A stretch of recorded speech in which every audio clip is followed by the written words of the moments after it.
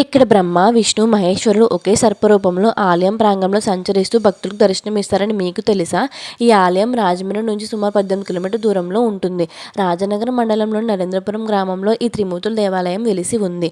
79 సంవత్సరాల క్రితం నరేంద్రపురం గ్రామంలో ఉల్లు రాములవారు అనే రైతు పొలంలో పనిచేస్తూ ఉండగా ఒక దివ్యమైన వెలుగు కనిపించిందంట. ఆ వెలుగు దగ్గరకు వెళ్తే మరో చోట కనిపించడంతో గ్రామస్తులు ఈ విషయం చెప్పారు.